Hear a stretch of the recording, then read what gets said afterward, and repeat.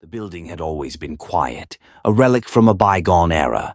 When Jenna moved into the old apartment complex, she was drawn to its charm and history. The elevator, a brass-clad antique with ornate scrollwork, was a relic in its own right.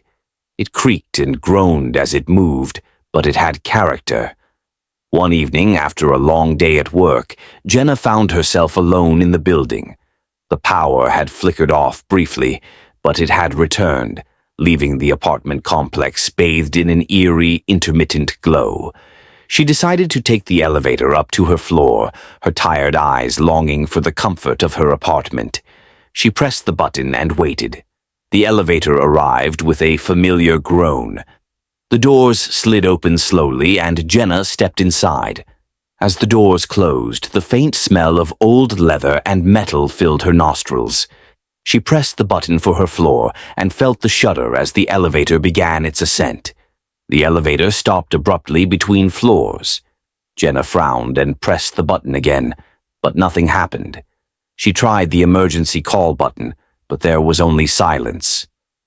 Ignore it, hoping that the elevator would start moving again soon. Minutes passed, or perhaps hours. It was hard to tell. Then she heard it. A soft, rhythmic thumping coming from above. It was as if someone, or something, was tapping in a slow, deliberate pattern.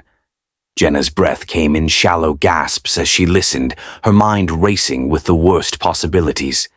The thumping grew louder, closer. Panic surged through her, and she tried to call for help again, but her phone was now inexplicably dead. Her flashlight flickered and then went out, plunging her into pitch darkness once more. The thumping stopped abruptly. Silence engulfed the elevator. A low, guttural whisper echoed around her, as if the darkness itself was speaking.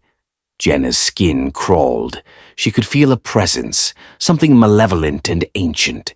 Her mind screamed for her to get out, but the elevator refused to move.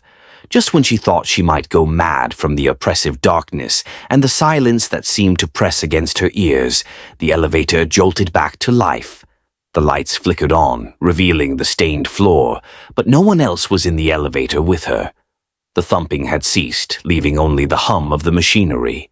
When the elevator reached her floor, the doors slid open. Jenna stumbled out, her legs shaky, and hurried to her apartment. She tried to rationalize the experience, but the unsettling feeling clung to her. That night, as she lay in bed, she could still hear the faint thumping echoing in her mind, and the darkness seemed to press against her bedroom walls. Weeks later, Jenna learned that the elevator had been inoperative for years before it was put back into service. She never took the elevator again, always opting for the stairs, even though the thumping sound and the whispers still haunted her dreams. Sometimes, when she lay awake at night, she would hear the faint, rhythmic thumping again, reminding her that the darkness she had encountered was far from finished.